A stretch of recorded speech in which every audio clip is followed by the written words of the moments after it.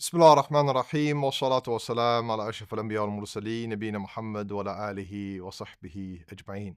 Welcome, dear brothers and sisters, to a new lecture for this month. Today we turn our attention to one of the most blessed days in the Islamic year, the day of Ashura, the 10th of the first month of the Islamic year, which is Muharram. It is a day rich in history, heavy with meaning, and filled with reward for those who fasted, seeking the face of Allah subhanahu wa ta'ala. So, when does this happen? It is during the month of Muharram. We have 12 months in the Islamic calendar, and the first month is called Muharram. So, it's the 10th day of the first month of the Islamic calendar.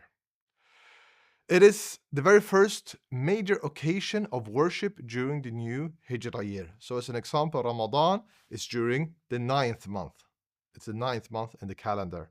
So, this is the first month in the calendar, and the 10th day is the first major occasion that you could do this specific deeds that we will talk about in this lecture, inshallah ta'ala.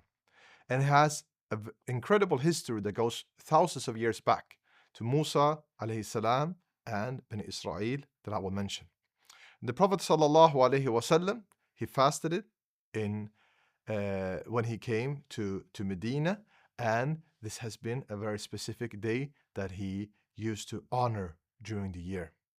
So Allah subhanahu wa ta'ala has made this specific day, if you fast during that day, that you will get rid of sins for an entire year, which shows how great this day is. The Prophet sallallahu alaihi wasallam said that the best fasting after Ramadan is the fasting of Allah's month, Muharram. So the month of Muharram in general is something that you should focus on fasting, but specifically on this 10th day that is so special. And remember that Prophet ﷺ called it Allah's month, which shows that it's very special.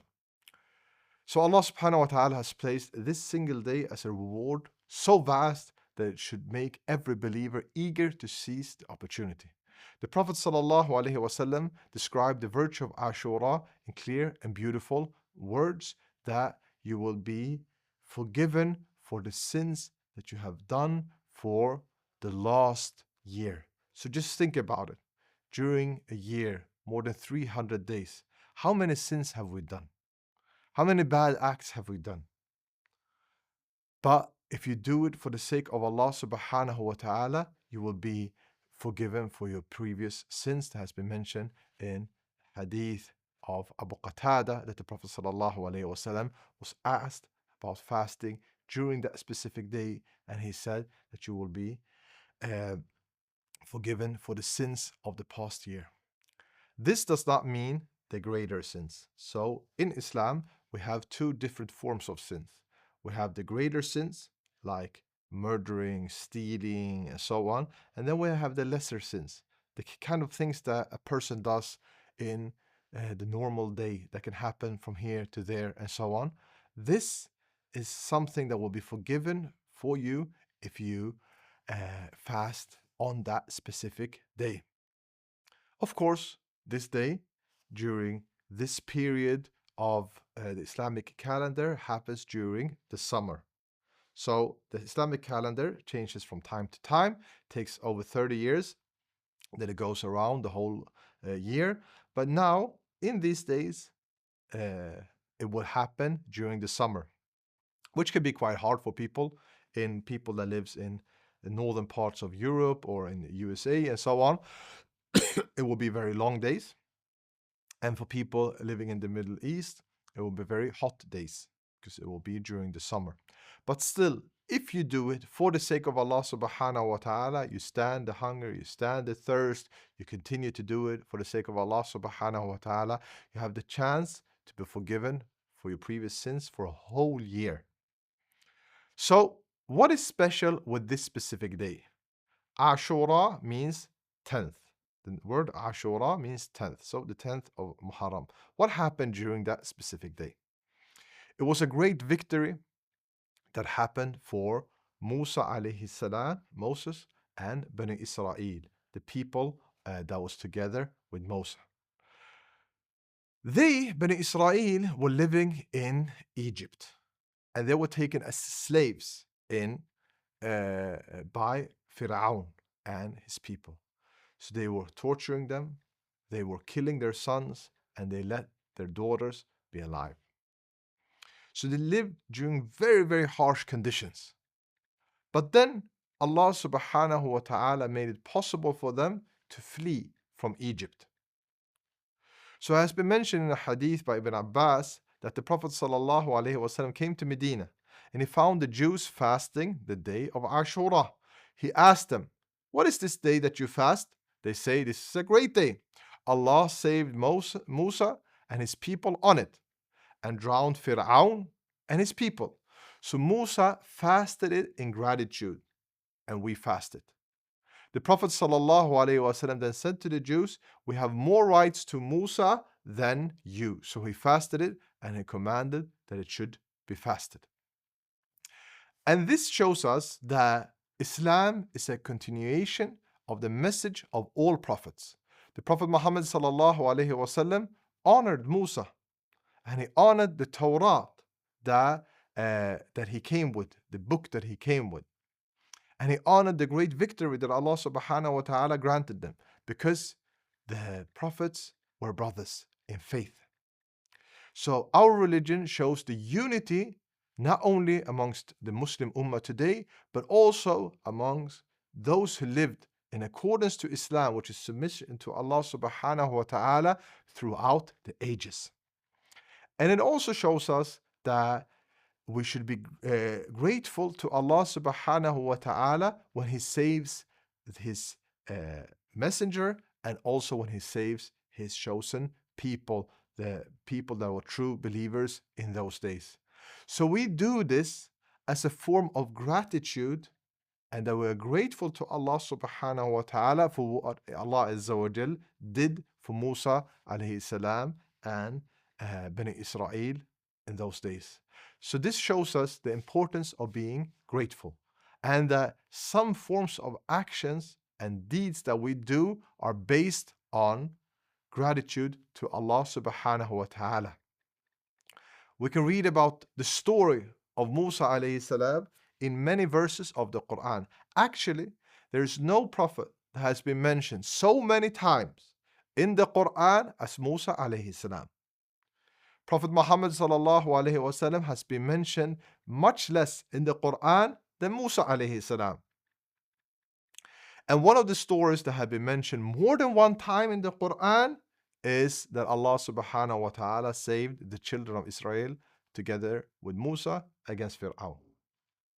Allah Azza wa Jalla mentioned as an example, "And we took the children of Israel, the Israelites, across the sea, and Pharaoh and his soldiers pursued them in tyranny and enmity. Until when drowning overtook him, he said," Pharaoh said, "I believe that there is no deity worthy of worship except that in whom the children of Israel believe, and I am amongst the Muslims, amongst those who submit myself to Allah subhanahu wa ta'ala, to the Creator." He understood because when they crossed the sea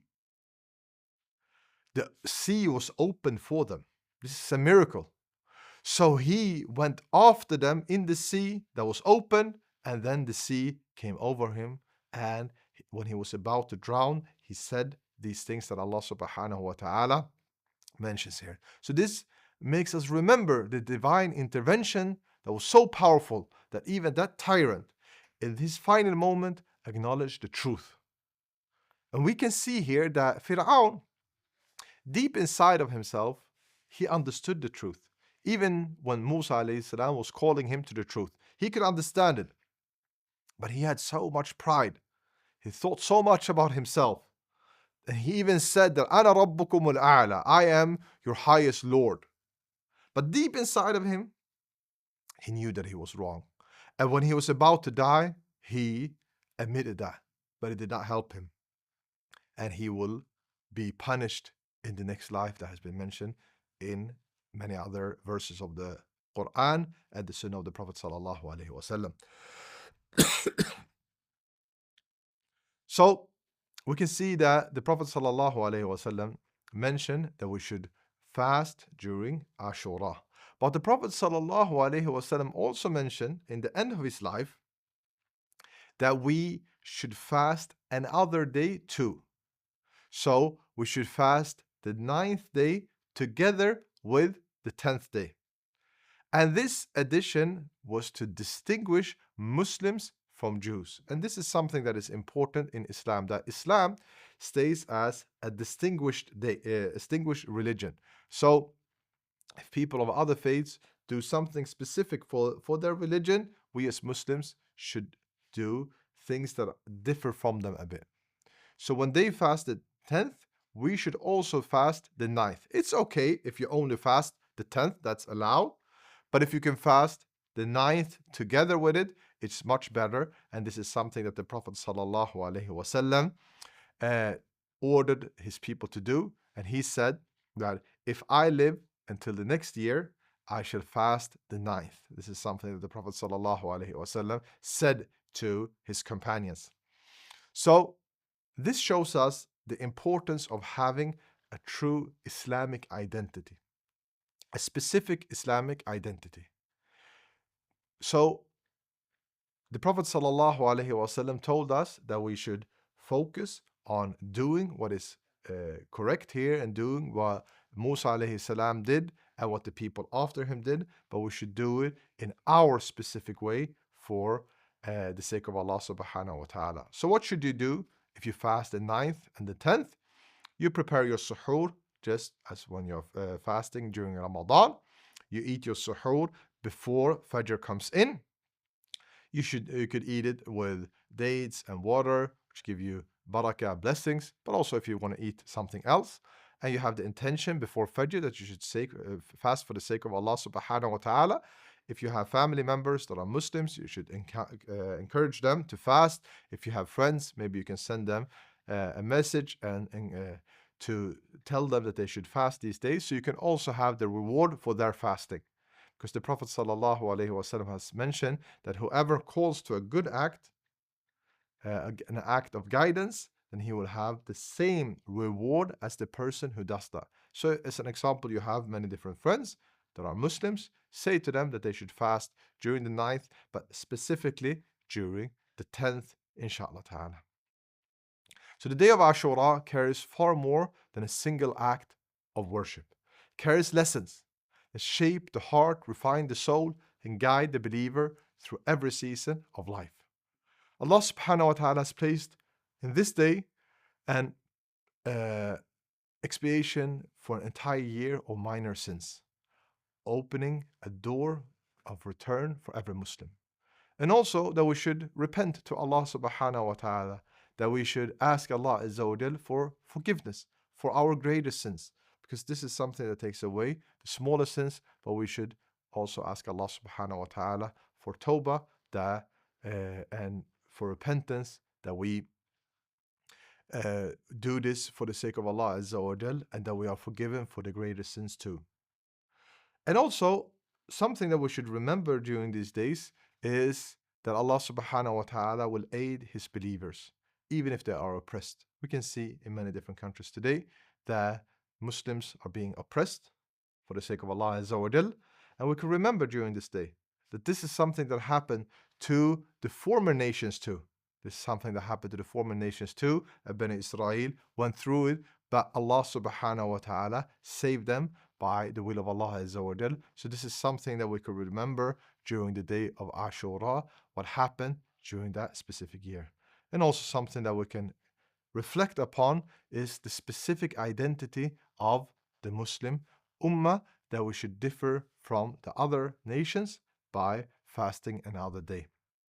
So my dear brothers and sisters, try to fast the 9th day and the 10th day, but specifically the 10th day. That's the most important thing. And I ask Allah Azza wa Jal to accept from me and from you and from all Muslims, and that we should take this day as a remembrance for what happened to Musa alayhi salam, what happened in the world today, that Allah Azza wa Jal make it easy for us to always continue to worship Him and do things for the sake of him, inshallah ta'ala. Allahumma ameen. Wa sallallahu ala nabina Muhammad wa ala alihi wa sahbihi wa sallam.